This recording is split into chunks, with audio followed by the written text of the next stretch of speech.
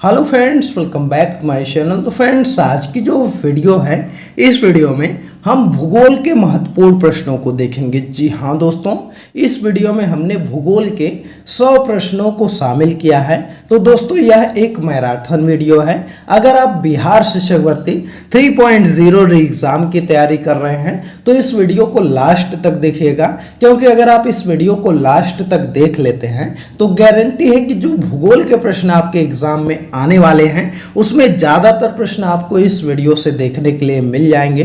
तो फ्रेंड्स, अगर आप पीआरटी की तैयारी कर रहे हैं 1 to 5 के लिए, या 6 to 8 के लिए कर रहे हैं, या 9 to 12 के लिए कर रहे हैं, तो सबके लिए यह वीडियो इम्पॉर्टेंट है, क्योंकि इसमें हमने जो है कि इम्पॉर्टेंट प्रश्नों को शामिल किया है। तो चलिए इस वीडियो को स्टार्ट करते हैं। पहला प्रश्न हमने दोस्तों लिया है कि भारत विस्तृत है। जी हाँ दोस्तों, अगर हम बात करें कि भारत विस्तृत कितना है, तो देखिए इसका जो सही आंसर आपका हो जाएगा वह क्या हो जाएगा, वह आपका हो जाएगा जो इसमें कोई ऑप्शन नहीं दिया गया है, क्योंकि भारत का जो विस्तार हुआ है वह 8 डिग्री 4 मिनट उत्तर से 37 डिग्री 6 मिनट जो है कि उत्तरी अक्षांश, तथा 68 डिग्री 7 मिनट पूर्व से 97 डिग्री 25 मिनट जो है वह पूर्वी देशांतर के मध्य हुआ है। तो इसमें कोई ऑप्शन नहीं दिया है, तो इसलिए डी वाला ऑप्शन आपका सही हो जाएगा। जी हाँ दोस्तों, क्या हो जाएगा, एक बार फिर आपको बता देते हैं कि जो भारत का विस्तार हुआ है यह उत्तरी पूर्व गोलार्ध में 8 डिग्री 4 मिनट से लेकर के उत्तर से 37 डिग्री 6 मिनट के बीच हुआ है उत्तरी अक्षांश में, और जो है कि 68 डिग्री 7 मिनट पूर्व से लेकर के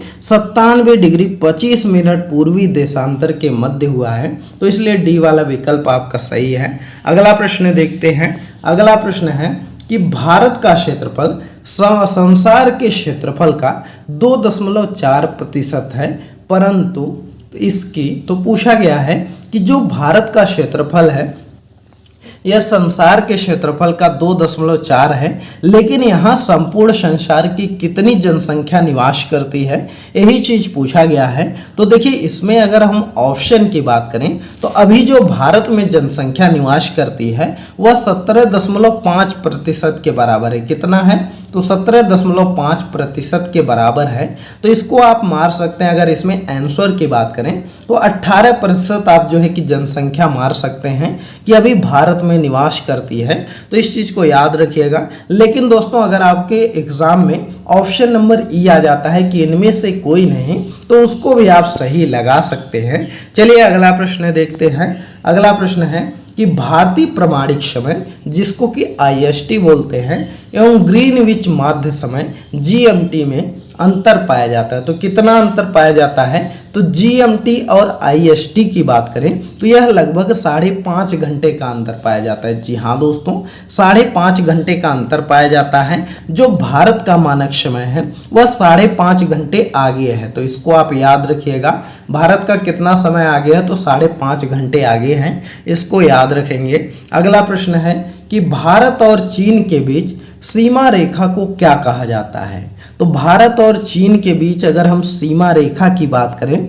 तो उसको हम लोग बोलते हैं मैकमोहन रेखा। जी हाँ दोस्तों, मैकमोहन रेखा बोला जाता है। और इंडिया पाकिस्तान के बीच जो रेखा उसको रेड क्लिफ रेखा बोलते हैं, और जो अफगानिस्तान और पाकिस्तान के बीच रेखा है उसको डुरंड रेखा बोलते हैं। तो इसको आप याद रखिएगा। अगला प्रश्न है कि निम्नलिखित देशों में से किसकी भारत के साथ सबसे अधिक लंबी सीमा है। तो मोस्ट इंपॉर्टेंट प्रश्न है कि यह जो देश दिया गया है किसकी जो है कि भारत के साथ सबसे अधिक लंबी सीमा है, तो वह आपका है बांग्लादेश। जी हाँ दोस्तों, पहले नंबर पर आपका बांग्लादेश है, जिसकी की सीमा सबसे ज़्यादा जो है कि भारतीय राज्यों से लगती है। अगला है निम्नलिखित नगरों में से कौन सा नगर कर्क रेखा के उत्तर में अवस्थित है। तो देखिए यह जो नगर आपके दिए गए हैं भोपाल, आइजोल और रांची, इनमें से अगर हम बात करें तो कर्क रेखा के जो उत्तर में अवस्थित हैं वह आपका है आइजोल। जी हाँ दोस्तों, कौन सा शहर है, तो आइजोल है, इसको याद रखिएगा। दोस्तों हम सभी प्रश्नों को जल्दी जल्दी इसलिए करवा रहे हैं क्योंकि इस वीडियो में हमने 100 प्रश्न शामिल किया है और अभी आपका एग्ज़ाम मात्र 1 से 2 दिन का समय है। तो ऐसे में हम चाह रहे हैं कि कम टाइम में आपकी अच्छी तैयारी हो जाए, ज़्यादा प्रश्नों को एक्सप्लेन कर पाएँ। इसलिए जो है कि हम जल्दी जल्दी ज़्यादा एक्सप्लेन नहीं कर रहे हैं, आपको जल्दी जल्दी प्रश्न करवा रहे हैं क्योंकि यह सभी प्रश्न आपके एग्ज़ाम के पॉइंट ऑफ व्यू से इम्पॉर्टेंट है और यह सभी प्रश्न आपके एग्ज़ाम में आने वाले हैं। तो इसलिए हम प्रश्नों को जल्दी करवा रहे हैं। अगला प्रश्न है कि भारत के कितने राज्यों की सामान्य सीमा पाकिस्तान और बांग्लादेश के साथ है। तो देखिए अगर हम बात करें तो कितने राज्य ऐसे हैं जो कि भारत के राज्य हैं जो कि आपका पाकिस्तान से भी सीमा साझा करते हैं और बांग्लादेश से भी सीमा साझा करते हैं। तो ऐसा कोई भी राज्य नहीं है। जी हाँ दोस्तों, ई वाला विकल्प सही हो जाएगा, इनमें से कोई नहीं। अगला प्रश्न है कि हुंडू प्रपात निर्मित है। जी हाँ दोस्तों, अगर हम बात करें तो जो हुंडू प्रपात है यह किस नदी पर स्थित है, तो यह जो है आपका वह आपका सुवर्ण रेखा नदी पर स्थित है। जी हाँ दोस्तों, सुवर्ण रेखा नदी पर स्थित है, जिसको कि स्वर्ण रेखा भी बोलते हैं, तो इसको याद रखिएगा। अगला है भारत की सर्वोच्च चोटी है। तो देखिए अगर हम भारत की सर्वोच्च चोटी की बात करें तो इसमें जो सही आंसर हो जाएगा वह आपका हो जाएगा गाडविन ऑस्टिन। जी हाँ दोस्तों, अगर भारत की सर्वोच्च चोटी पूछता है तो गाडविन ऑस्टिन हो जाएगा, इसको आप याद रखिएगा, जिसकी की ऊंचाई अगर हम बात करें तो 8611 मीटर है। और जो है कि सबसे ऊंची चोटी अगर बात करें तो वह आपका हो जाएगा माउंट एवरेस्ट, जिसकी की ऊंचाई 8848 मीटर है। तो इसको आप याद रखिएगा। चलिए अगला प्रश्न देखते हैं। अगले प्रश्न की बात करें तो वह है हिमालय में हिमरेखा निम्न के बीच होती है। तो हिमालय में अगर हम हिमरेखा की बात करें तो यह किसके बीच होती है, तो यह आपका जो होता है वह 4300 से लेकर के 6000 मीटर के पूर्व में वह आपका हिमरेखा होती है। तो इसको याद रखिएगा। अगला है हिमालय का पर्वत पदीय प्रदेश है। तो हिमालय का अगर हम पर्वत प्रदेश की बात करें तो वह आपका है शिवालिक। जी हाँ दोस्तों, हिमालय का पर्वत पदीय प्रदेश को हम लोग हिमालय बोलते हैं, तो इसको शिवालिक बोलते हैं, तो इसको याद रखिएगा। अगला है शिवालिक श्रेणी का निर्माण हुआ है। तो देखिए अगर हम शिवालिक श्रेणी की बात करें तो इसका जो निर्माण आपका हुआ है वह हुआ है सेनोजोइक में। जी हाँ दोस्तों, सेनोजोइक में इसका निर्माण हुआ है, इसको याद रखिएगा। अगला प्रश्न है कि भारत के अतिरिक्त प्रायद्वीपीय पर्वत निर्मित हुए हैं। तो भारत के अतिरिक्त अगर हम प्रायद्वीपीय पर्वत की बात करें तो यह कहाँ पर निर्मित हुए, तो यह आपका हुआ सेनोजोइक महाकल्प में। जी हाँ दोस्तों, सेनोजोइक महाकल्प में निर्मित हुआ, तो इसको याद रखिएगा। अगला प्रश्न है कि भौगोलिक क्षेत्रफल के अनुसार भारत में निम्नलिखित भौतिक इकाइयों को आरोही क्रम में आपको व्यवस्थित करना है। तो देखिए इसमें जो आपका केंद्रीय उच्चा भाग दिया गया है, महान मैदान दिया गया है, तटीय मैदान दिया गया है और उत्तरी पर्वत दिया गया है। तो इसको आपको जो है वह आपको क्या करना है, तो इसको आपको आरोही क्रम में व्यवस्थित करना है। तो सबसे पहले आपका क्या आ जाएगा, तो सबसे पहले आपका तटीय मैदान आ जाएगा 1 नंबर पर, और दूसरे नंबर पर आपका क्या आएगा, केंद्रीय उच्च भाग आ जाएगा। तीसरे नंबर पर आपका क्या आएगा, महान मैदान आ जाएगा, और चौथे नंबर पर क्या आएगा, आपका उत्तरी पर्वत आएगा। तो 3 आपका क्या हो जाएगा, तो अगर हम इसका ऑप्शन बात करें तो सबसे पहले आपका 3 आ जाएगा, 3 वाला, फिर उसके बाद आपका 1 वाला आ जाएगा, फिर 2 वाला आ जाएगा, फिर उसके बाद 4 वाला आ जाएगा। तो फर्स्ट वाला ऑप्शन आपका सही हो जाएगा। चलिए अगला प्रश्न देखते हैं। अगला प्रश्न है निम्नलिखित श्रेणियों को उत्तर से दक्षिण के क्रम में व्यवस्थित करना है। तो देखिए अगर हम उत्तर से दक्षिण के क्रम में व्यवस्थित करें तो यहाँ पर अगर हम सबसे उत्तर की बात करें तो सबसे उत्तर पर आपका कौन है, तो काकाकोरम सबसे उत्तर पर है। और उसके बाद आपका क्या है, तो उसके बाद आपका अगर हम बात करें तो उसके बाद आपका जो दिया गया है इसमें, तो उसके बाद आपका लद्दाख हो जाएगा दूसरे नंबर पर, और तीसरे नंबर पर आपका क्या हो जाएगा, तो तीसरे नंबर पर आपका जास्कर की श्रेणी हो जाएगी, और चौथे नंबर पर जो है वह आपका पीर पंजाल हो जाएगा। तो 2 1 4 3 आपका हो जाएगा। तो बी वाला ऑप्शन आपका सही है, इसको याद रखिएगा दोस्तों। यह प्रश्न आपके 6 to 8 के लिए, 1 to 5 के लिए और 9 to 12 के लिए सबके लिए इंपॉर्टेंट है, इसको आप याद रखिएगा। अगला प्रश्न है कि छोटा नागपुर पठार है। तो देखिए अगर हम छोटा नागपुर पठार की बात करें तो यह एक अग्र गंभीर पठार है। जी हाँ दोस्तों, छोटा नागपुर पठार जो है यह एक अग्र गंभीर पठार है, इसको याद रखिएगा।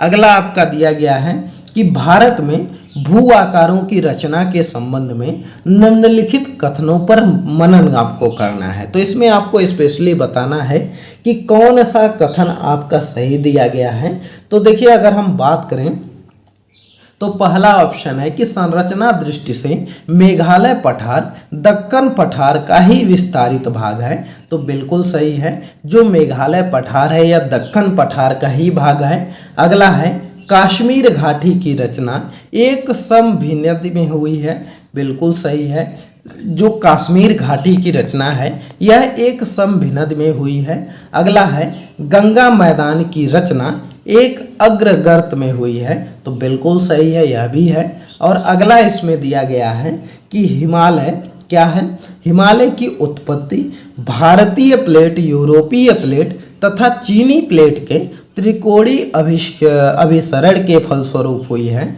तो बिल्कुल गलत है, आपका चौथा गलत है। तो फर्स्ट, सेकंड, थर्ड सही है, तो इसलिए ए वाला विकल्प आपका सही हो जाएगा। चलिए अगला प्रश्न देखते हैं। अगला प्रश्न है निम्न में से कौन सा मेघालय पठार का अंश नहीं है। तो देखिए अगर हम बात करें मेघालय पठार का अंश कौन सा नहीं है तो वह है भुवन पहाड़ियाँ। जी हाँ दोस्तों, भुवन पहाड़ियाँ जो है यह आपका मेघालय पठार का अंश नहीं है। बाकी गारो खासी जयंतियाँ जो हैं यह उसका जो है कि अंश हैं। अगला है कि इल्मेनाइट जो भारतीय तटीय रेखा के साथ व्यापक रूप से वितरित है किसका खनिज है। तो देखिए अगर हम इल्मेनाइट की बात करें तो यह आपका जो होता है वह टाइटेनियम का खनिज होता है। जी हाँ दोस्तों, किसका खनिज होता है तो टाइटेनियम का खनिज होता है। अगला प्रश्न है कि भारत की तट रेखा है।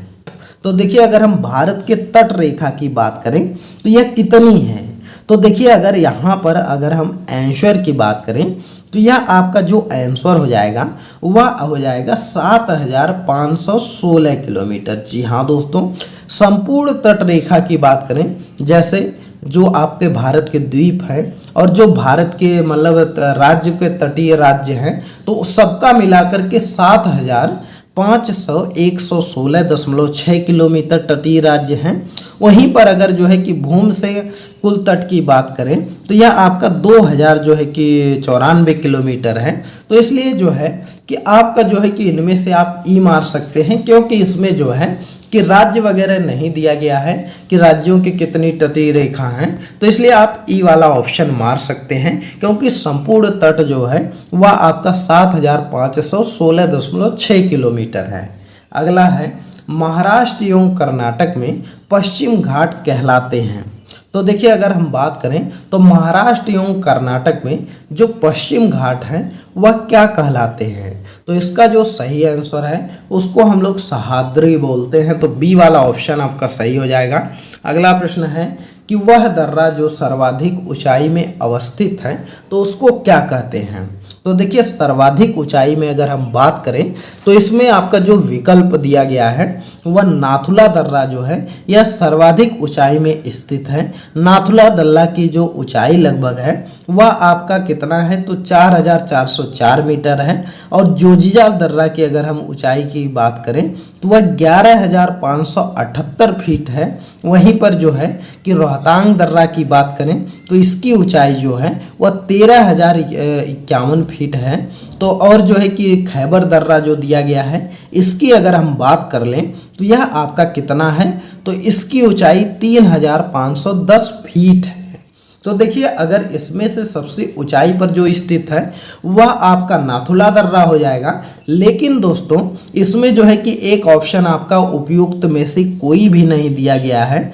तो इसलिए जो है कि जो यांगजी दीवान दर्रा है वह सबसे अधिक ऊंचाई पर स्थित है, जिसकी ऊंचाई 5890 मीटर है। तो देखिए अगर इसमें हम चाहें तो नाथुला दर्रा को आप मार सकते हैं आंसर, लेकिन अगर पूछ लेता है कि विश्व का सबसे ऊंचा दर्रा, तो यहाँ पर जो है कि ई वाला विकल्प आपका हो जाएगा। तो ऐसे आप इसको अपने हिसाब से लगा लीजिएगा। अगला प्रश्न है कि जवाहर सुरंग का निर्माण निम्न में से किस दर्रे के अंतर्गत किया गया है। तो जवाहर सुरंग का जो निर्माण है यह आपका बनिहाल दर्रा से किया गया है। जी हाँ दोस्तों, बनिहाल दर्रा द्वारा जो है वह जवाहर सुरंग का निर्माण किया गया है। अगला है जवाहर सुरंग किसके नज़दीक स्थित है। तो जवाहर सुरंग जो है वह आपका बनिहाल दर्रा के नज़दीक स्थित है, तो इस चीज़ को याद रखेंगे। अगला प्रश्न आपका दिया गया है कि लक्षद्वीप टापू अवस्थित है। तो देखिए अगर हम लक्षद्वीप टापू की बात करें तो यह दक्षिण पश्चिम में स्थित है, यह दक्षिण नहीं है, दक्षिण पश्चिम है, तो इसको सही कर लीजिएगा, दक्षिण पश्चिम भारत में स्थित है। अगला प्रश्न है कि लक्षद्वीप का द्वीपों का समूह लक्षद्वीप है। तो देखिए अगर हम बात करें लक्षद्वीप के बारे में तो यह आपका क्या है, तो यह प्रवाल उत्पत्ति का है। जी हाँ दोस्तों, प्रवाल उत्पत्ति का द्वीपों का समूह जो है वह आपका लक्षद्वीप है। अगला है लक्षद्वीप में कितने द्वीप हैं। तो लक्षद्वीप में अगर हम बात करें तो यह आपके कितने द्वीप हैं, तो लगभग जो है कि 36 द्वीप जो है वह लक्षद्वीप में है, तो इसको याद रखिएगा। अगला है विदर्भ एक प्रादेशिक नाम है भारत में और यह है, तो देखिए भारत में किस अंग का नाम जो है वह विदर्भ है, तो वह आपका महाराष्ट्र का है। जी हाँ दोस्तों, महाराष्ट्र का जो है कि अंग का नाम विदर्भ है। कभी कभी अगर आप लोग रणजी देखते होंगे तो उसमें विदर्भ की टीम भी होती है, तो इसको याद रखिएगा। अगला है निम्नलिखित में से किस अंतर्गत पाया जाता है राज्य। यहाँ पर देखिए प्रश्न थोड़ा सा उल्टा हो गया है। असल में यह प्रश्न आपका है कि निम्नलिखित में से किस राज्य में सर्वाधिक क्षेत्र वनों के अंतर्गत पाया जाता है। तो सर्वाधिक क्षेत्र वनों के अंतर्गत अगर हम बात करूं तो वह आपका अरुणाचल प्रदेश है, वहाँ पर जो है कि सर्वाधिक वन पाया जाता है, इसको आप याद रखिएगा। अगला प्रश्न आपका है कि निम्नलिखित किस पहाड़ी का पूर्वी घाट पश्चिमी घाट से मिलता है। तो देखिए अगर हम बात करें तो वह कौन सी पहाड़ी है जहां पर पूर्वी घाट पश्चिमी घाट से मिलता है। तो देखिए उसका जो सही आंसर हो जाएगा वह है नीलगिरी पहाड़ी। जी हाँ दोस्तों, नीलगिरी पहाड़ी को आप याद रख लीजिएगा।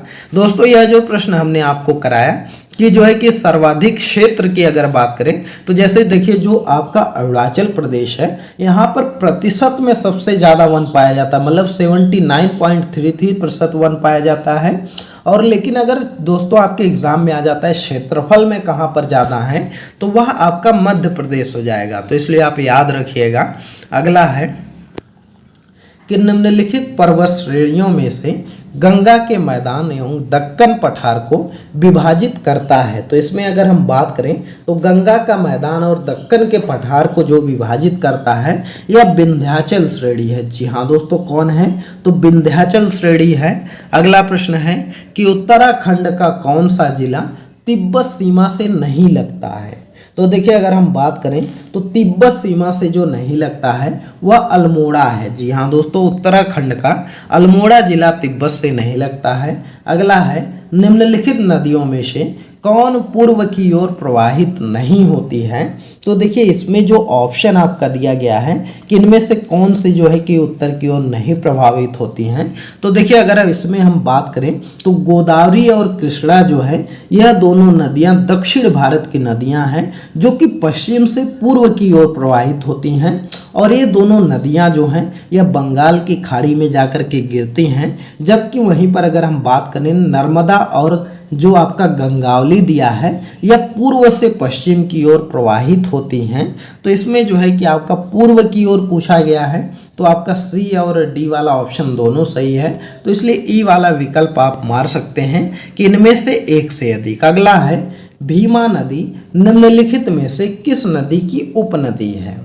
तो देखिए अगर हम भीमा नदी की बात करें तो यह जो है आपका वह कृष्णा नदी की उपनदी है। जी हाँ दोस्तों, भीमा नदी जो है यह आपका कृष्णा नदी की उपनदी है, तो इसको याद रखिएगा। अगला प्रश्न आपका है कि निम्नलिखित में से कौन सी भारत में प्रायद्वीपीय नदी प्रणाली की विशेषता है। तो नदी प्रणाली की विशेषता आपको बताना है। तो दिया गया है कि प्रायद्वीपीय नदियां केवल वर्षा से ही जल प्राप्त करती हैं। तो बिल्कुल सही है, जो प्रायद्वीपीय नदियां हैं यह केवल वर्षा से ही जल को प्राप्त करती हैं। अगला है, ये नदियां युवा वलित पर्वतों से होकर के बहती हैं अभी भी युवा अवस्था में। तो बिल्कुल गलत है, यह नहीं सही है। अगला है, इन नदियों में छोटे बेसिन और जल ग्रहण क्षेत्र हैं। तो बिल्कुल सही है। तो फर्स्ट और थर्ड वाला ऑप्शन आपका सही हो जाएगा। तो इसलिए ए वाला विकल्प आपका सही है। अगला प्रश्न है कि काली मिट्टी के लिए निम्नलिखित में से किस शब्दावली का प्रयोग होता है। तो देखिए, अगर हम काली मिट्टी की बात करें तो काली मिट्टी को हम लोग रेगड़ या रेगुड़ मिट्टी के नाम से जानते हैं। जी हाँ दोस्तों, किस नाम से जानते हैं? तो इसको जो है कि रेगड़ या रेगुड़ मिट्टी के नाम से जाना जाता है। और जो है कि इसको हम लोग काली कपास वाली मिट्टी भी बोलते हैं। तो इसलिए फर्स्ट और सी दोनों सही है। तो इसलिए ई वाला ऑप्शन आपका सही हो जाएगा। अगला प्रश्न है कि निम्नलिखित में से किस राज्य में काली मिट्टी पाई जाती है। तो काली मिट्टी की बात करें तो आपका जो है कि गुजरात में काली मिट्टी पाई जाती है। वहीं पर कर्नाटक के कुछ हिस्सों में आपका जो है कि काली मिट्टी पाई जाती है। और जो है कि आपका अगर हम बात करें तो आंध्र प्रदेश में मिलता है। उसके अलावा जो है कि आपका महाराष्ट्र में मिलता है, तमिलनाडु में मिलता है। तो इसलिए इसका भी विकल्प आपका क्या हो जाएगा, उपयुक्त में से एक से अधिक। चलिए अगला प्रश्न है कि 2020 में भारत में फसलों में किसका रकबा सर्वाधिक था। जी हाँ दोस्तों, पूछा गया है कि किसका रकबा सर्वाधिक था। तो वह 2020 में आपका चावल का रकबा जो है वह सर्वाधिक था। तो इसको याद रखिएगा। फिलहाल जो है कि यह प्रश्न आपकी बार नहीं पूछा जाएगा। अगला प्रश्न है कि निम्नलिखित राज्यों में से किसमें तांबा अयस्क का सबसे बड़ा भंडार है। तो देखिए, अगर हम निम्नलिखित राज्यों में से बात करें तो तांबा अयस्क का जो सबसे बड़ा भंडार है वह आपका राजस्थान में है। कहाँ पर है? तो राजस्थान में है। अगला है, पूर्वी उत्तर प्रदेश एवं बिहार के भाग निम्नलिखित मैदानों में से किसमें सम्मिलित है। तो देखिए, पूर्वी उत्तर प्रदेश और बिहार का भाग जो निम्नलिखित मैदानों में से शामिल है वह मध्य गंगा के मैदान में शामिल है। जी हाँ दोस्तों, बी वाला ऑप्शन आपका सही हो जाएगा। अगला प्रश्न है कि निम्नलिखित में से कौन सा उद्योग का केंद्र है। तो देखिए, अगर हम उद्योग के केंद्र की बात करें तो जो आपका भीलवाड़ा है यह उद्योग का केंद्र है। जी हाँ दोस्तों, बी वाला ऑप्शन आपका सही है। अगला है कि निम्नलिखित संघ राज्यों में क्षेत्रों में किसमें सबसे कम क्षेत्र वनाच्छादित हैं। तो सबसे कम क्षेत्र वनाच्छादित की बात करें तो वह आपका चंडीगढ़ है। जी हाँ दोस्तों, ए वाला ऑप्शन आपका सही है। दोस्तों, यह वीडियो आपको कैसी लग रही कमेंट करके बताइएगा। और वीडियो पसंद आ रही है तो वीडियो को लाइक करिए, ज़्यादा से ज़्यादा शेयर करिए। और दोस्तों, अगर आप लोग चैनल पर नए हैं तो चैनल को भी सब्सक्राइब कर लीजिएगा। और दोस्तों, आपको बता दें कि हमारा एक टेलीग्राम चैनल भी है जिसका कि लिंक इस वीडियो के डिस्क्रिप्शन में भी है। तो वहां से हमको फॉलो कर लीजिए, क्योंकि उस पर जब भी वीडियो अपलोड होती है तो लिंक दिया जाता है। साथ ही में कोई नई जानकारी रहती है तो वह भी शेयर करते हैं। तो चलिए अगला प्रश्न है कि सोमेश्वर श्रेणी निम्नलिखित पर्वत श्रेणियों में से किसका एक भाग है। तो देखिए, अगर हम बात करें सोमेश्वर श्रेणी का जो कि इनमें से किसका एक भाग है तो वह है आपका शिवालिक श्रेणी का। जी हाँ दोस्तों, किसका? शिवालिक श्रेणी का भाग है। अगला है, कन्याकुमारी से सटी पहाड़ियां हैं। तो कन्याकुमारी से अगर हम सटी पहाड़ियां की बात करें तो वह आपका कार्डेमम की पहाड़ियां हैं। जी हाँ दोस्तों, किसकी पहाड़ियां हैं? तो कार्डेमम की पहाड़ियां हैं। अगला है, क्षेत्रफल में के क्रम में भारत के 3 बड़े राज्य बताइए। तो क्षेत्रफल के क्रम में अगर हम बात करें तो भारत का जो राज्य है सबसे पहले राजस्थान हो जाएगा, फिर मध्य प्रदेश, फिर महाराष्ट्र हो जाएगा। तो इसको याद रखिएगा, ये वाला ऑप्शन आपका सही है। और बिहार का नंबर कौन सा है? तो 12वें नंबर पर बिहार आता है। अगला है, भारत में जनसंख्या के अनुसार तीसरा एवं क्षेत्रफल में 12वां है। तो अभी आपको बता दिया कि 12वें स्थान पर कौन आता है, तो बिहार आता है। क्षेत्रफल में यह आपका 12वां है, लेकिन जनसंख्या में इसका स्थान तीसरा है। अगला है भारत के निम्नलिखित भागों में द्रविड़ियन प्रजाति मुख्यतः कहाँ संकेंद्रित है। तो देखिए अगर हम द्रविड़ियन जब प्रजाति की बात करें तो यह आपका दक्षिण भारत में संकेंद्रित है। कहाँ पर? तो ए वाला विकल्प आपका हो जाएगा, दक्षिण भारत में संकेंद्रित है। अगला है निम्नलिखित में से किस राज्य में जनजातीय समुदाय की पहचान नहीं की गई है। तो देखिए अगर हम बात करें तो वह आपका हरियाणा में आपका जनजातीय समुदाय की पहचान नहीं की गई है, तो इसको आप याद रखिएगा। अगला है भील जाति कहाँ पाई जाती है। तो भील जाति की अगर हम बात करें तो यह आपका महाराष्ट्र में पाई जाती है। कहाँ पर? तो डी वाला ऑप्शन सही हो जाएगा, महाराष्ट्र में मिलती है। अगला है निम्नलिखित में से जनजाति और राज्य की कौन सी जोड़ी सही नहीं है।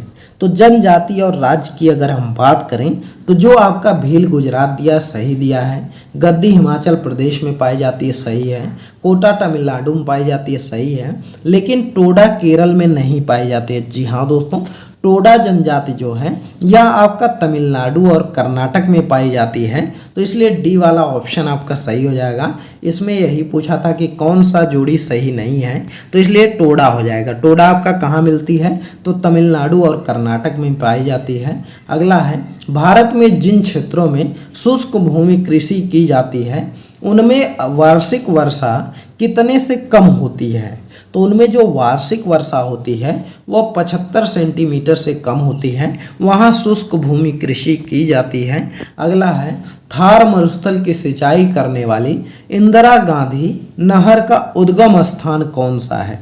तो इंदिरा गांधी का अगर हम उद्गम स्थान की बात करें तो यह हरिके बराज है। जी हाँ दोस्तों, हरिके बराज में जो है कि इसका उद्गम स्थान है, जो कि पंजाब से निकलती है और राजस्थान के थार मरुस्थल से जाकर यह समाप्त हो जाती है। तो इसको याद रखिएगा दोस्तों। यह सभी प्रश्न आपके एग्जाम के पॉइंट ऑफ व्यू से बहुत ही इम्पोर्टेंट है, आप इनको अच्छे से देखिएगा। अगला है भारत के निम्नलिखित क्षेत्रों में से कहाँ उष्णकटिबंधीय आर्द्र सदाबहार वन नहीं उगते हैं। तो देखिए अगर हम बात करें तो आर्द्र सदाबहार उष्णकटिबंधीय आर्द्र सदाबहार वन जो नहीं उगते हैं वह आपका पूर्वी घाट हो जाएगा। जी हाँ दोस्तों, ये वाला ऑप्शन आपका सही हो जाएगा। पूर्वी घाट पर उष्णकटिबंधीय आर्द्र सदाबहार वन नहीं उगते हैं। अगला है दंडकारण्य में इंद्रावती सबरी किसकी सहायक नदियां हैं। तो देखिए अगर हम बात करें दंडकारण्य की, जो कि इंद्रावती और सबरी सहायती नदियां हैं, यह गोदावरी की हैं। किसकी हैं? तो गोदावरी की सहायक नदी है। अगला है निम्नलिखित में से कौन सी वायुमंडलीय विशेषता भारतीय ग्रीष्म मानसून के प्रदर्शन से संबद्ध है। तो देखिए अगर हम वायुमंडलीय विशेषता भारतीय ग्रीष्म मानसून से बात करें तो इसमें आपका क्या हो जाएगा। तो इसमें देखिए जो आपका संबद्ध है वह उष्णकटिबंधीय पूर्वी जेट स्ट्रीम भी संबद्ध है, ITC जेट का खिसकना भी जो है कि आपका संबद्ध है इससे, तिब्बती उच्च भी है और लालिना प्रभाव भी आपका जो है कि इससे संबंधित है। तो इसलिए ई वाला ऑप्शन सही हो जाएगा, इनमें से एक से अधिक। अगला है मणिपुर के मध्य घाटी में संकेंद्रित गैर अनुसूचित लोगों को कहा जाता है। तो संकेंद्रित गैर अनुसूचित लोगों को जो है वह हम लोग मणिपुर में मैतेई समुदाय बोलते हैं, तो इसको याद रखिएगा। अगला है लिखापानी हिनमद भारत के निम्नलिखित में से किस राज्य में स्थित है। तो लिखापानी हिनमद की बात करें तो यह आपका अरुणाचल प्रदेश में स्थित है। ए वाला ऑप्शन सही है आपका। अगला है मगध एवं अंग का मैदान किसके हिस्से में है।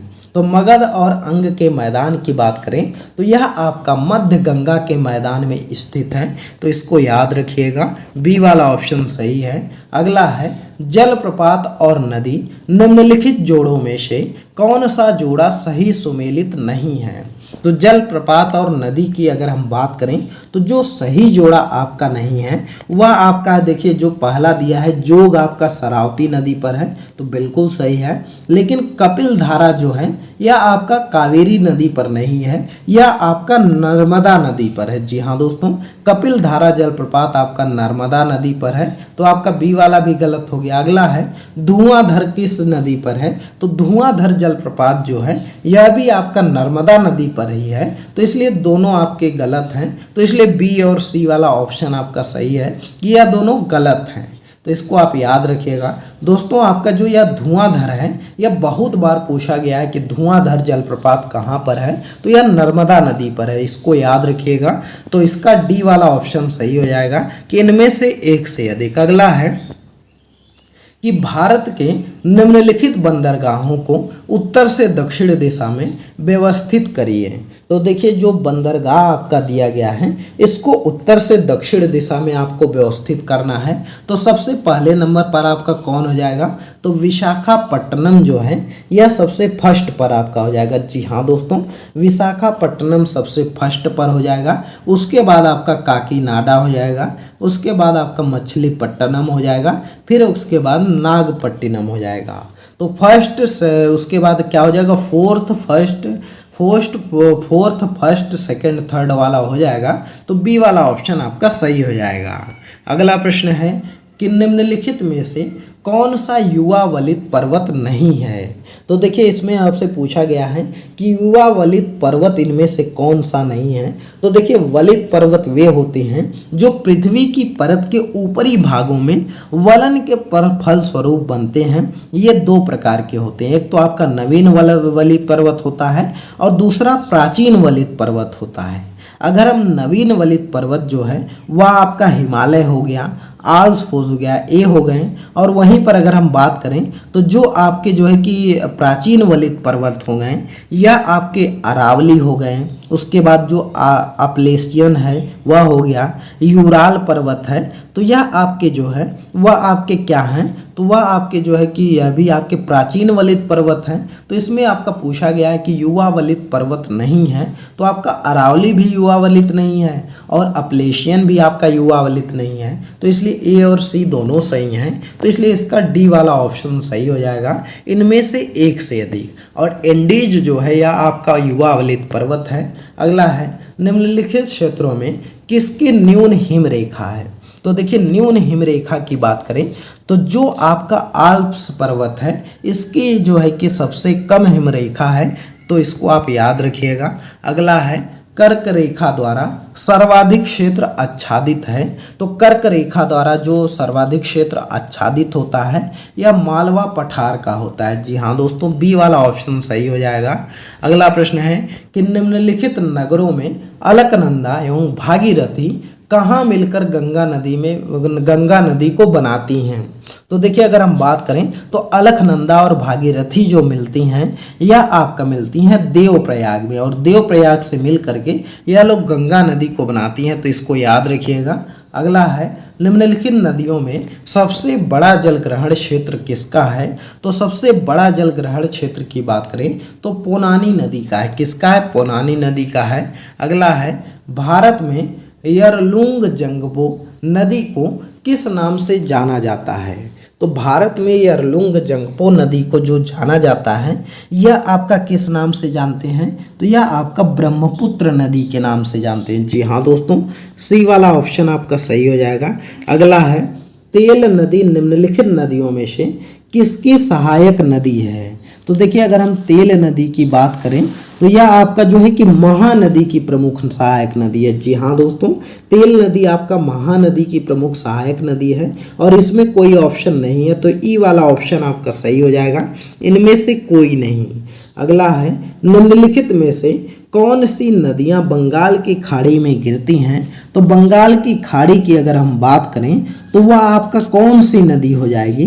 तो देखिए गंगा हो गई, ब्रह्मपुत्र हो गई, आपकी गोदावरी हो गई, तो यह सब आपके बंगाल की खाड़ी में गिरती हैं। वहीं पर जो आपका महानदी है, कृष्णा है, कावेरी है, यह सब भी हैं, तो इसलिए ए और बी वाला दोनों सही हो जाएगा। डी वाला ऑप्शन आपका सही है। अगला है निम्नलिखित में से गंगा नदी घाटी का भाग कौन सी उपनदी है। तो गंगा नदी घाटी का अगर हम बात करें तो कौन सी आपकी हो जाएगी, तो यहाँ पर देखिए जो उत्तरी कोयल या झारखंड में आपकी बहने वाली नदी है, बी वाला ऑप्शन जो है कि उत्तरी कोयल जो है यह झारखंड में बहती है, जो सोन नदी की एक सहायक नदी होती है और यह सोन नदी के दाहिने तट पर मिलती है। और सोन नदी जो है यह दक्षिणी भाग से गंगा नदी में मिलने वाली दूसरी सबसे बड़ी सहायक नदी है। यह तो आप जानते हैं, जो कि पटना में जाकर के मिल जाती है, तो इसको आप लोग याद रखिएगा। वहीं पर दोस्तों अगर हम बराकर नदी की बात करें, दामोदर नदी की यह सहायक नदी है, जो कि झारखंड के कोडरमा पहाड़ से निकल करके हजारीबाग होते हुए आपका दामोदर नदी में मिल जाती है। तो इसलिए अगर हम इसमें बात करें तो इसमें बराकर नदी और उत्तरी कोयल नदी घाटी की उपनदियां हैं, तो इसलिए एक से अधिक उत्तर इसका सही है। तो इसलिए ई वाला ऑप्शन आपका सही हो जाएगा, तो इसलिए इसको याद रखिएगा। अगला प्रश्न है कि सोन और गंगा नदी का संगम बिहार के किस जिले में स्थित है। तो देखिए अगर हम सोन और गंगा नदी का संगम की बात करें तो यह बिहार के किस जिले में स्थित है, तो वह आपका पटना जिले में स्थित है। जी हाँ दोस्तों, कहाँ पर स्थित है, तो यह आपका पटना जिले में स्थित हो जाएगा। अगला प्रश्न आपका है कि निम्नलिखित में से कौन सा शहर नदी के किनारे स्थित नहीं है। तो देखिए अगर हम बात करें तो कौन सा शहर आपका नदी के किनारे स्थित नहीं है, तो जो आपका उत्तरकाशी है यह आपका नदी के किनारे स्थित नहीं है। जी हाँ दोस्तों, कानपुर आपका भागलपुर यह तो गंगा नदी के किनारे ही स्थित है, यह तो आप जानते हैं। फतेहपुर भी है आपका गंगा नदी के किनारे, लेकिन उत्तरकाशी जो कि उत्तराखंड में पड़ता है यह आपका जो है कि गंगा नदी के किनारे नहीं है। यह आपका जो है कि आपका किसके नदी के किनारे है, तो गंगोत्री हिमालय से आपकी गंगा निकलती है और यह देवप्रयाग भागीरथी और अलकनंदा के संगम से गंगा का निर्माण होता है। तो उत्तरकाशी इसका संबंध नहीं है इससे, तो इसको याद रखिएगा। अगला प्रश्न है कि भारत में निम्नलिखित में से कौन सी नदी घाटी कोयले के भंडारों में समृद्ध है। तो देखिए अगर हम बात करें भारत में निम्नलिखित में से कौन सी नदी घाटी कोयले के भंडारों से समृद्ध है, तो इसका जो सही आंसर हो जाएगा वह आपका क्या हो जाएगा। तो देखिए अगर हम बात करें तो देश में जो है वह 90% जो है वह आपका कोयला भंडार है और जो है कि उत्पादन में गोंडवाना कोयला क्षेत्र का योगदान रहता है। और गोंडवाना तंत्र में प्रमुख कोयला क्षेत्र जो है वह दामोदर नदी घाटी का क्षेत्र है, सोन नदी घाटी का है, तो और जो है कि आपका महानदी घाटी का क्षेत्र है। तो इसलिए डी वाला ऑप्शन सही हो जाएगा कि इनमें से सभी हो जाएगा, क्योंकि जो आपका गोंडवाना तंत्र में आपका कोयला निकलता है उसमें आपका महानदी घाटी है, उसके अलावा दामोदर नदी घाटी भी है और सोन नदी घाटी भी है। अगला है भारत में मानसून सीजन में अधिकांश चक्रवातों की उत्पत्ति होती है। तो पूछा गया है कि अधिकांश चक्रवातों की जो उत्पत्ति होती है तो यह 10 डिग्री उत्तर से 15 डिग्री उत्तर के अक्षांश के मध्य जो है वह अधिकांश चक्रवातों की उत्पत्ति होती है, तो बी वाला सही है। अगला है निम्नलिखित क्षेत्रों में से कौन सा भूस्खलन प्रवृत्ति नहीं है। तो देखिए अगर हम बात करें तो इनमें से कौन सा भूस्खलन प्रवृत्ति नहीं है, तो वह है पूर्वी घाट का। जी हाँ दोस्तों, पूर्वी घाट का भूस्खलन प्रवृत्ति नहीं है। अगला है निम्नलिखित में से भारत का कौन सा तट उग्र उष्णकटिबंधीय चक्रवातों से सबसे अधिक प्रभावित है। तो देखिए उग्र उष्णकटिबंधीय चक्रवातों से अगर हम बात करें तो सबसे जो अधिक प्रभावित है वह कोरोमंडल तट है। जी हाँ दोस्तों, कोरोमंडल तट आपका सबसे अधिक प्रभावित है। अगला है जब बहता पानी चिकनी मिट्टी को काटता है तो गहरे चैनल बनाता है, तो उसको क्या बोलते हैं। तो जो गहरे चैनल बनाता है तो उसको हम लोग गली कटाव बोलते हैं। ए वाला ऑप्शन सही हो जाएगा। अगला है निम्नलिखित में से कहाँ अक्टूबर और नवंबर के महीने में भारी वर्षा होती है। तो नवंबर और अक्टूबर के महीने में कोरोमंडल तट पर वह भारी वर्षा होती है, तो इसको आप याद रखिएगा। अगला प्रश्न है कि फलों एवं सब्जियों की खेती कहलाती है। तो फलों और सब्जियों की जो खेती कहलाती है या आपकी बागवानी कहलाती, क्या कहलाती है? तो बागवानी उसको बोलते हैं। अगला प्रश्न है, ग्रीष्म के अंत में पूर्व मानसून वर्षा होती है जो कि केरल और कर्नाटक के तटीय क्षेत्रों से एक सामान्य घटना है और इस स्थानीय रूप को किस नाम से जाना जाता है? तो देखिए, अगर हम इस स्थानीय रूप की बात करें तो इसको मैंगो शावर्स के नाम से जानते हैं। जी हाँ दोस्तों, केरल और कर्नाटक में जो तटीय क्षेत्रों में मानसूनी वर्षा होती है तो इसको मैंगो शावर के नाम से जानते हैं, तो इसको याद रखिएगा। अगला प्रश्न है कि वातावरण मुख्य रूप से किसके द्वारा गर्म होता है? तो यह होता है दीर्घ तरंग स्थलीय विकिरण द्वारा। जी हाँ दोस्तों, ये वाला विकल्प जो है वह आपका सही हो जाएगा। दीर्घ तरंग स्थलीय विकिरण द्वारा यह आपका वातावरण गर्म होता है, तो इसको याद रखिएगा। अगला प्रश्न है कि निम्नलिखित में से कौन सा एक सबसे सूखा स्थान है? तो देखिए, अगर हम सबसे सूखा स्थान की बात करें तो इसमें जो सही आपका आंसर है वह हो जाएगा लेह। जी हाँ दोस्तों, लेह सबसे सूखा स्थान है। अगला प्रश्न है कि अमृतसर एवं शिमला लगभग एक ही अक्षांश पर स्थित है परंतु उनकी जलवायु में भिन्नता का कारण है। तो देखिए, अगर हम बात करें तो अमृतसर और शिमला जो है वह एक ही अक्षांश पर स्थित है, तो लेकिन उनकी भिन्नता का जो कारण है वह आपका है उनकी ऊंचाई में भिन्नता। जी हाँ दोस्तों, ए वाला ऑप्शन आपका सही हो जाएगा। उनकी ऊंचाई में भिन्नता है, इस कारण वहाँ की जो जलवायु है उसमें भी आपका भिन्नता पाया जाता है, इसको याद रखिएगा। अगला प्रश्न है कि दंडकारण्य क्षेत्र किस राज्य में स्थित है? तो देखिए, अगर हम दंडकारण्य क्षेत्र की बात करें तो यह आपका कहाँ पर स्थित है? तो यह आपका मध्यवर्ती भाग में स्थित है। जी हाँ दोस्तों, मध्यवर्ती भाग में स्थित है और यह मुख्यतः जो है कि मध्यवर्ती भाग में आपका उड़ीसा हो गया, छत्तीसगढ़ हो गया, उसके अलावा जो है कि तेलंगाना हो गया, महाराष्ट्र हो गया, आंध्र प्रदेश हो गया, तो इन सभी क्षेत्रों में स्थित है। तो इसलिए आपका कौन सा ऑप्शन सही है? तो ई वाला ऑप्शन आपका सही हो जाएगा कि इनमें से एक से अधिक, तो इसको याद रखिएगा। अगला प्रश्न है दोस्तों, यह वीडियो आपको पसंद आ रही हो तो वीडियो को लाइक कर दीजिए, ज़्यादा से ज़्यादा शेयर कर दीजिए और चैनल पर नए हैं तो चैनल को जरूर सब्सक्राइब कर लीजिए। अगला प्रश्न है कि भारबोम जनजाति क्षेत्र किस प्रांत में स्थित है? जी हाँ दोस्तों, पूछा गया है कि जो भरमौर जनजाति है इसका क्षेत्र किस प्रांत में स्थित है? तो इसका आपका जो सही आंसर हो जाएगा वह है हिमालय प्रदेश। जी हाँ दोस्तों, बी वाला ऑप्शन आपका सही हो जाएगा। अगला प्रश्न है कि कश्मीर में पहलगाम किस नदी के किनारे बसा है? जी हाँ दोस्तों, पूछा गया है कि जो कश्मीर में पहलगाम है यह आपका किस नदी के किनारे बसा है? तो यह आपका लिद्दर नदी के किनारे बसा है। कहाँ पर? तो लिद्दर नदी के किनारे बसा है। अगला है निम्नलिखित में से कौन सी मवेशी नस्ल राजस्थान की नहीं है? तो देखिए, अगर हम राजस्थान की बात करें, जो हल्लीकर नस्ल है यह आपका राजस्थान का नहीं है। इसके अलावा आपका थारपकर हो गया, राठी हो गया, मेवाती हो गया, यह सब राजस्थान की नस्लें हैं, तो इसको आप याद रखिएगा। चलिए अगला प्रश्न देखते हैं। अगला प्रश्न है निम्नलिखित में से भारत का कौन सा राज्य तांबे का सबसे बड़ा उत्पादक है? तो तांबे का सबसे बड़ा उत्पादक की बात करें तो जो आपका मध्य प्रदेश है यह तांबे का सबसे बड़ा उत्पादक राज्य है, इसको याद रखिएगा। अगला प्रश्न है कि चंबल नदी पर राणा प्रताप सागर विद्युत परियोजना किस राज्य में स्थित है?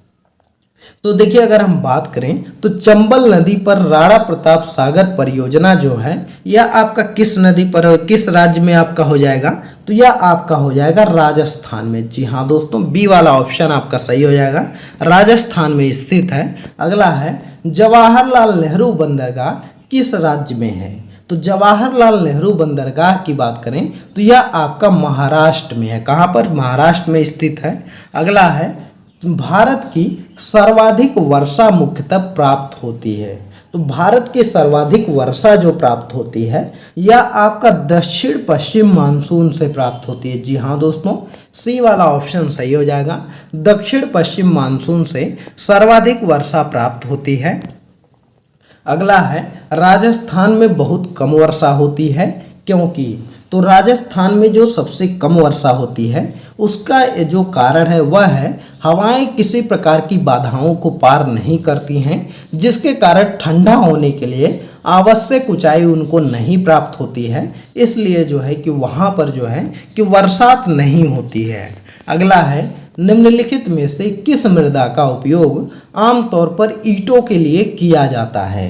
तो आमतौर पर जो ईंटों के लिए हम लोग प्रयोग करते हैं वह लैटेराइट मिट्टी का प्रयोग करते हैं, तो बी वाला ऑप्शन सही है। अगला है दोमट्टी, जिसको कि लोम बोलते हैं, मिट्टी में मिट्टी का कौन सा कण मिलता है। तो देखिए दोमट्टी में बात करें तो उसमें आपके बालू के भी कण मिलते हैं, चिकना कण भी मिलते हैं और 500 कण भी मिलते हैं। तो इसलिए डी वाला ऑप्शन आपका सही हो जाएगा कि सभी प्रकार के कण, तो इसको याद रखिएगा।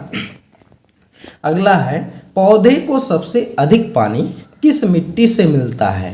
तो पौधे को जो सबसे अधिक पानी मिलता है वह आपका चिकनी मिट्टी में मिलता है। जी हाँ दोस्तों, चिकनी मिट्टी में सबसे अधिक पानी मिलता है।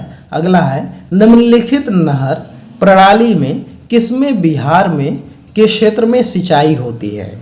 तो देखिए अगर हम बात करें तो बिहार के क्षेत्र में किससे सिंचाई होती है तो वह आपका है त्रिवेणी नहर। जी हाँ दोस्तों, बी वाला आपका सही हो जाएगा, त्रिवेणी नहर से सिंचाई होती है। अगला प्रश्न देखते हैं।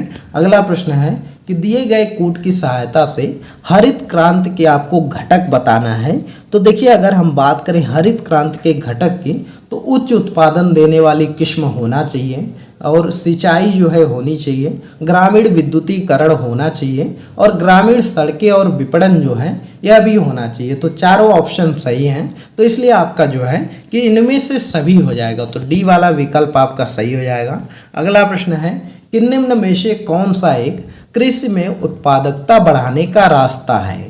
तो कृषि में अगर हम उत्पादकता बढ़ाने के रास्ता की बात करें तो आपका कुशल सिंचाई भी होता है, उसके अलावा गुणवत्ता युक्त बीज भी होना चाहिए और कीटनाशकों का प्रयोग भी होना चाहिए और उर्वरकों का प्रयोग भी होना चाहिए। अगर यह सब जो होगा तो उत्पादन में जो है कि निश्चित रूप से वृद्धि होगी, तो इसलिए आपका ई वाला ऑप्शन सही हो जाएगा, इनमें से एक से अधिक। अगला है इंद्रधनुषीय क्रांति का संबंध है। तो इंद्रधनुषीय क्रांति की अगर हम बात करें तो वह आपका हरित क्रांति से भी संबंध है, श्वेत क्रांति से भी है और नीली क्रांति से भी है। तो इसलिए आपका डी वाला ऑप्शन सही हो जाएगा, उपयुक्त में से एक से अधिक। अगला है काली क्रांति संबंध है। जी हाँ दोस्तों, मोस्ट इंपॉर्टेंट है। काली क्रांति किससे संबंधित है। तो काली जो क्रांति है वह कच्चा तेल उत्पादन से संबंधित है। जी हाँ दोस्तों, कच्चा तेल उत्पादन से आपका काली क्रांति संबंधित है। वहीं पर गुलाबी क्रांति की बात करें तो यह आपका प्याज से संबंधित है। नीली क्रांति आपका मत्स्य उत्पादन से संबंधित है। हरित क्रांति आपका खाद्यान्न उत्पादन से संबंधित है। लाल क्रांति आपका टमाटर और मांस उत्पादन से संबंधित है। पीली क्रांति आपका तिलहन से संबंधित है। तो इसको आप याद रखिएगा। तो दोस्तों आज के यह 100 प्रश्न हो गए, इनको आप अच्छे से पढ़ लीजिएगा और 101वां प्रश्न जो है यह आपका होमवर्क है। जी हाँ दोस्तों, आप कमेंट करके बताइएगा कि भारत का सबसे अधिक गेहूं उत्पादक राज्य कौन सा है। तो इसका आंसर आपको कमेंट करके बताना है कि भारत का सबसे अधिक गेहूं का उत्पादन किस राज्य में होता है। तो दोस्तों यह वीडियो आपको कैसी लगी कमेंट करके बताइए और वीडियो पसंद आई हो तो वीडियो को लाइक करिए, ज़्यादा से ज़्यादा शेयर करिए और चैनल पर नए हैं तो चैनल को जरूर सब्सक्राइब कर लीजिए। सबसे इम्पॉर्टेंट है कि आप हमको टेलीग्राम पर फॉलो कर लीजिए। टेलीग्राम चैनल का लिंक इस वीडियो के डिस्क्रिप्शन में दिया गया है, क्योंकि वहाँ पर जो है कि इम्पॉर्टेंट चीज़ें शेयर की जाती हैं, साथ ही में जो है कि वीडियो का लिंक वगैरह भी दिया जाता है, तो इसलिए फॉलो ज़रूर करिएगा। तो चलिए इस वीडियो को स्टॉप करते हैं, मिलते हैं अगली एक नई वीडियो में एक नए टॉपिक के साथ। तब तक के लिए बाय बाय।